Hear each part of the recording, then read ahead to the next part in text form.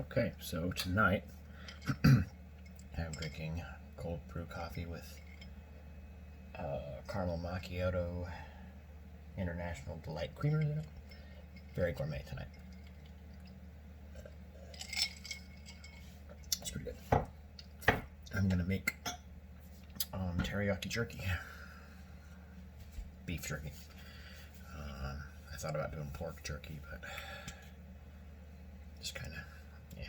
I'm using honey as my sugar instead of sugar or brown sugar. I like honey. A third of a cup. I'm making two different batches.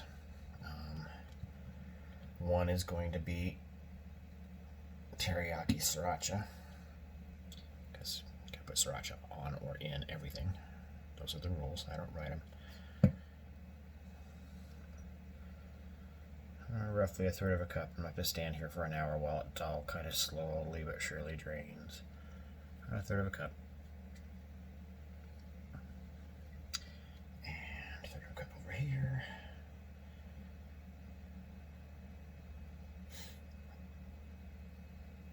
Squeezing the honey jar or the honey bottle takes a while. There you go. Boop. Oh, that's a fancy bubble. Alright. That's the honey portion. Pour that in slowly but surely. I have this 37% less sodium than Kikkoman regular soy sauce. I've had this giant jug of soy sauce for, well, let's see, is there an expiration date on this? I've had this since, I want to say, our first place we lived in here in Virginia. So, like 5 or 6 years. I really hope there'd be an expiration date on here somewhere, but I don't see one. There is a printed number here. What is this? O, that's not a 0, it's an O. O22 as fuck. AF. 001 300 22 AF W1. Anyway, that's not an expiration date. So, I mean, I used some of this last week to make sort of a savory beef soy sauce and Worcestershire sauce combo. So a third of a cup there. Oh, just totally missed. A third of a cup here. Just poured a bunch of soy sauce in the sink for no reason. I'm gonna go 2/3 of a cup in each one. So that's roughly a cup of liquid for each one. Use my whisk to try to work some of that honey out of there. Now, I don't know about y'all, but I'm a huge fan of soy sauce. But I don't use it, partly because I am such a big fan, so there's always the danger that I'm just going to start drinking it. Get that honey out of there. I'm using a whisk, because I'm kind of a whisk kid. Alright, so about half a tablespoon each of, so this is in each batch, half a tablespoon of garlic powder,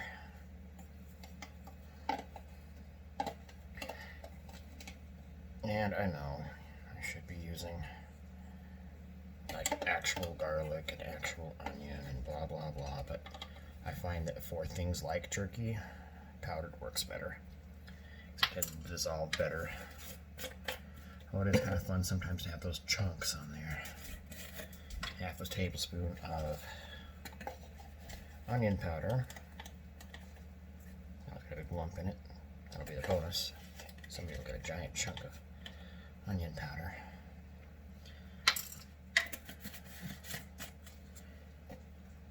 Garlic powder. Onion powder. Half a tablespoon each of ground ginger.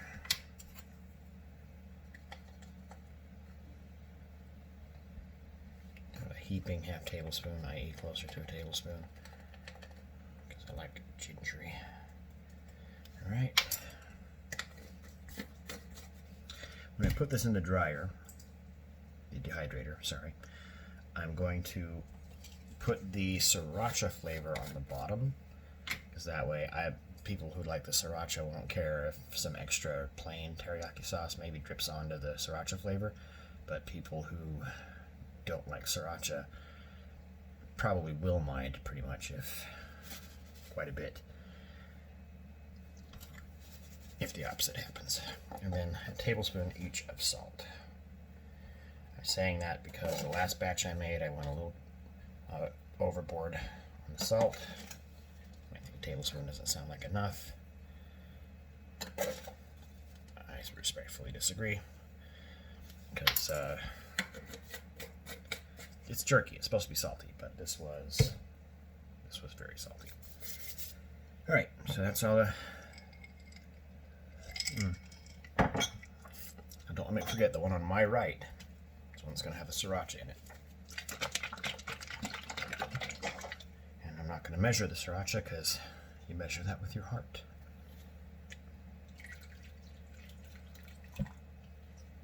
It's probably about 2 tablespoons, maybe, or so. And then I just stir this. Stir, stir, stir, stir, stir, stir. I'm trying to remember where the camera actually is. I think it's right there. Right there. Yay, so I need to look over there instead of over here, so you don't all think I'm just looking over your shoulder. Alright, stir, stir, stir, stir, stir, stir, stir. Get that honey fully incorporated in there. Alright.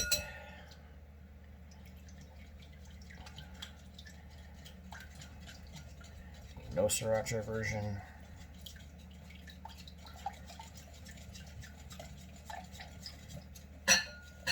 Yeah.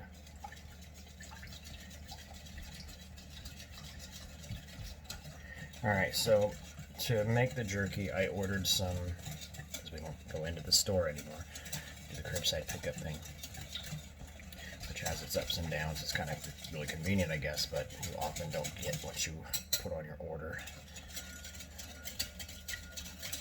I'm sure there's a trick to it that we'll figure out eventually, but right now it's mostly just frustrating. Anyway, I put London broil as the meat for the jerky I'm going to make, and they didn't have that, so they subbed in some top round steak, which will do. The nice thing about jerky is it doesn't have to be the best cuts of meat or anything like that. You do want it fairly lean though, so I'm going to be trimming off a bunch of this fat. My handy dandy super duper sharp knife, which now has ginger powder all over it, but whatever. You don't have to trim off all the fat, but you want to trim off most of it, especially if you're not going to eat it right away. I will probably eat it right away. So that last batch I made lasted about a day and a half. But you want to get that fat off there, because the fat will turn, the term they use is rancid, which makes it sound like, you know, rotten, but it's not really. You can still eat it, it just doesn't taste very good. It's becomes kind of nasty. Alright, so here's the top round steak. It's got a nice vein of fat through it. That's pretty small. Actually looks like it might be gristle. We'll see how that works. So the last one I did strips. This one I'm going to do chunks. So you want to always have just a really sharp knife. It was one of those things that I always heard, and you know, intellectually I kind of understood that that was true, but if you've ever tried to do a task like this with a dull knife, the difference is night and day. Yeah, there's a chunk of fat I missed. Get that off of there.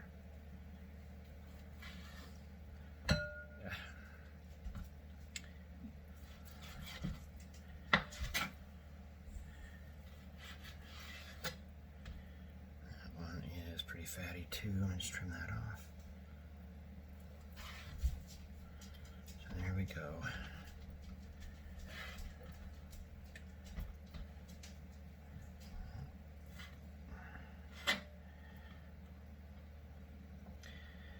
see, this is why a lot of people don't like to eat meat. I'm not going to show it to you, but there's a nice chunk of blood vessel there, which, you know, I don't like seeing in my cuts of meat, but there you go. So that makes it more real or something. Set it for that run through.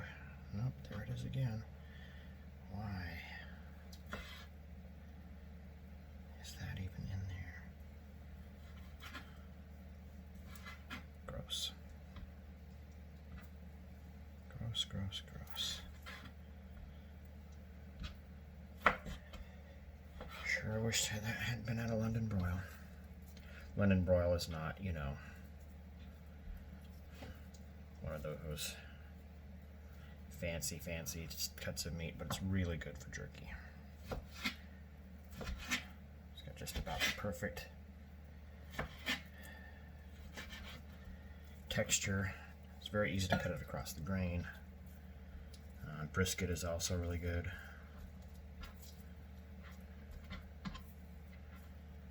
I can't imagine making jerky out of like a ribeye or the like. I can imagine doing that. I just can't imagine having that kind of money, I guess. Here's the second big ol' top round. This one's actually bigger than the first one, looks like. Again, nice little marbling there, but not too much. Gonna cut this end off. That looks like a lot of fat. A lot more fat on this one too. But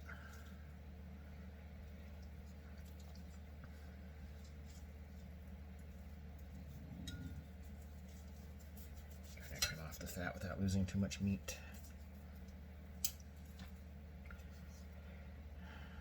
And this is just because it's jerky. If I were going to, you know, grill this or whatever, I would leave all the fat on. Of course, when I was a little kid, the idea of the fat on a steak just horrified me, but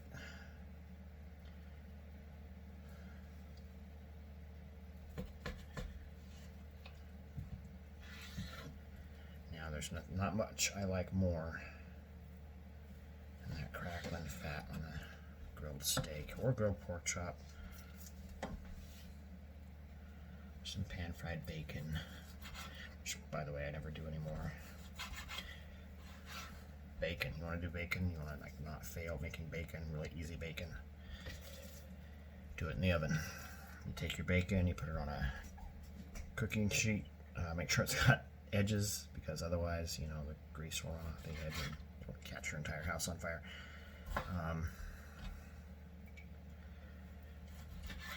So, you know, cooking sheet with edges.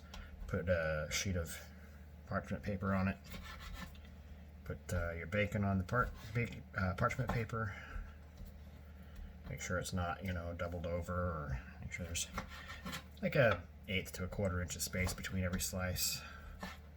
Only one layer thick. Obviously, it's only obvious if you've done it before, I guess. I always forget that knowing things isn't automatic.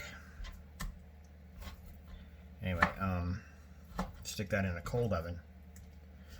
And then turn the oven on to 400 degrees.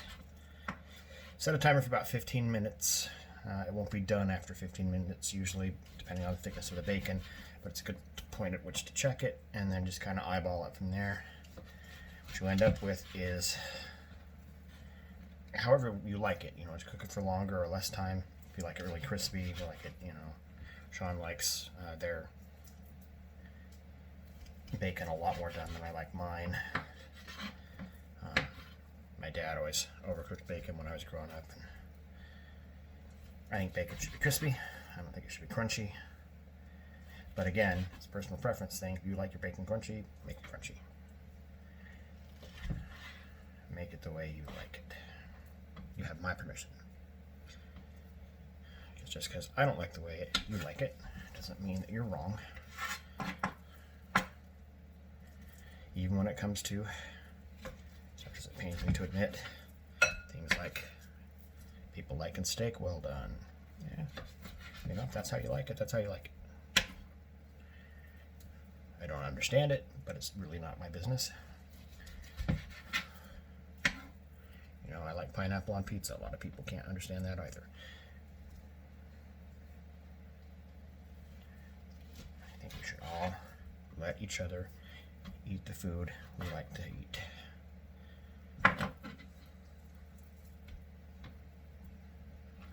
Philosophizing on making jerky. It must be, what, almost midnight? Jesus, it's only 10:30. What the hell, guys? This is very early for me. I might have to put some of this over in the other batch because I don't think there's enough marinade to do this whole thing. This one is actually a lot bigger than the other one. Fat. That's a lot of fat right there too. Get that out of there. Alright. There's a nice little chunk of meat here. I'll cut it into 4 pieces. Put that over in that side. Now, here's where I'm going to screw this up. Guaranteed. I'm going to take these and put them in the fridge. I'm going to forget which is which. They're in identical bowls. These wonderful salad bowls we got at Walmart about 6-7 years ago. Big glass bowls are kind of like an inverted cone, like a point down cone, with the bottom cut off so it's flat. They're really good for salads. And you put about half full with salad and you got all the room you need to be able to stir it around and get the dressing all over everything. I like salads. I like salads. I don't eat a lot of salads, but I really like them a lot. I should eat them more. When I was growing up, there's a little bigger, I don't know, I'm going to say eating disorder kind of things or whatever, but my mom was always on a diet when I was growing up, like always. And she always had her special diet food in the house. You know, she'd do boneless, skinless chicken breasts, and she'd put them in the toaster oven and get them all grilled up nicely, a little lemon pepper on them and whatnot. She had a lot of salad. She had a salad with really light dressing. And because of my, you know, I don't want to say it's ODD, I don't know if that's even really a thing, but because that's the thing I wasn't allowed to have, it's the thing I wanted. So I grew up with this weird, I crave quote-unquote healthy or low-fat or whatever foods. That's always at odds with the fact that I also crave really fatty, crunchy, fried foods. And it would be probably easier to just say, I like food. It's very hard for me to come up with foods that I don't like. I'm a big fan of pretty much all of it. Alright, so here's the finished product. This is meat chunks in sriracha teriyaki, and this is meat chunks in not sriracha teriyaki. They look pretty much the same. Oh god, that smells good.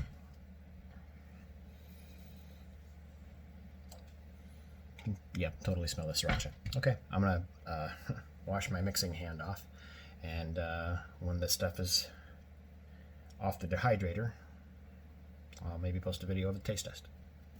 I don't know where the off button is.